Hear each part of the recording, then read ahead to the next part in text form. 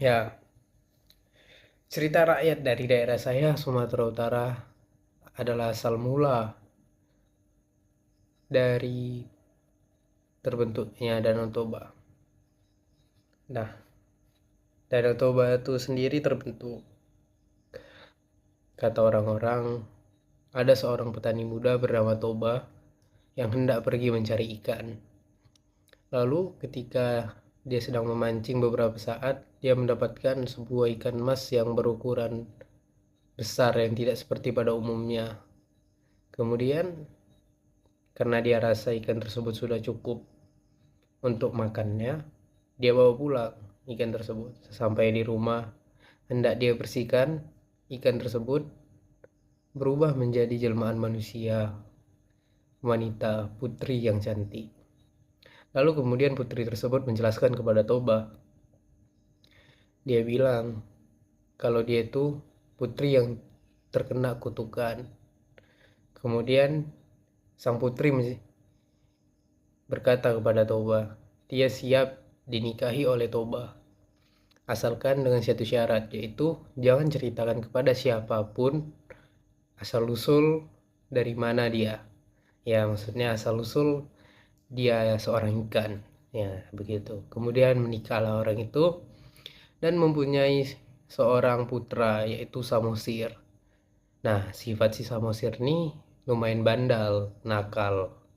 Nah, kemudian ketika si Toba sang petani pergi bekerja, lalu di siang hari si Samosir disuruh oleh ibunya untuk mengantarkan lauk bekal untuk ayahnya. Dia tidak mau, dia menolak, namun dipaksa oleh ibunya. Nah, pada saat perjalanan, dia merasa kelaparan di tengah jalan. Kemudian dia makan lauk untuk ayahnya itu. Nah, sesampainya ke ladang di mana tempat si Toba bekerja, Toba sudah merasa senang karena anaknya membawakan bekal lauk untuk dia. Namun ketika dibuka, lauknya ini sisa sedikit karena sudah dimakan oleh si Samosir di tengah jalan tadi kan. Lalu tanpa karena terbawa emosi itu, si Toba bilang kepada Samosir, dasar kau anak ikan.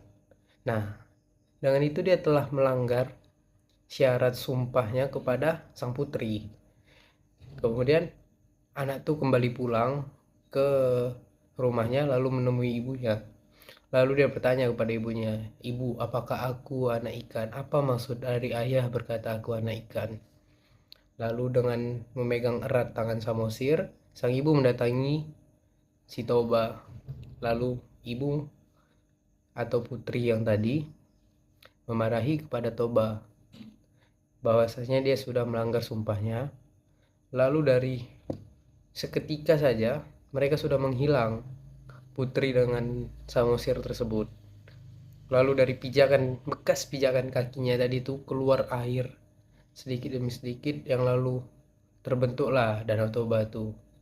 Nah, jadi masyarakat sekitar percaya, ada beberapa yang mempercayainya dan ada juga yang tidak, bahwasanya ketika kita memancing ikan di Danau Toba itu, jika kita mendapatkan ikan mas yang berukuran besar, berukuran yang tidak wajar, seperti ada beberapa ikan yang baru saja berhasil dipancing oleh nelayan pada akhir-akhir ini yang ukurannya sangat tidak besar, mereka mempercayai bahwa itu adalah sang putri. Dan jika mereka memancing lalu mengolah makanan itu untuk dimakan, tidak dilepaskan kembali, beberapa masyarakat mempercayai bahwa itu akan terjadi musibah karena dari marahnya sang putri. Nah, jadi masyarakat meminta kepada orang-orang jika mendapatkan ikan mas yang berukuran besar, yang tidak berukuran sewajarnya, alangkah baiknya untuk dipulangkan kembali karena mereka menganggap hewan tersebut adalah hewan yang sakral. Ya, sampai ada beberapa bencana alam, kecelakaan di Danau Toba yang disangkut pautkan dengan ikan mas raksasa tersebut, seperti tenggelamnya kapal motor Sinar Bangun yang beberapa masyarakat menganggap itu karena ulah dari sang putri yang marah karena beberapa saat sebelumnya ada ikan mas yang ditangkap yang berukuran besar. Oke, sekian cerita dari saya. Assalamualaikum warahmatullahi wabarakatuh.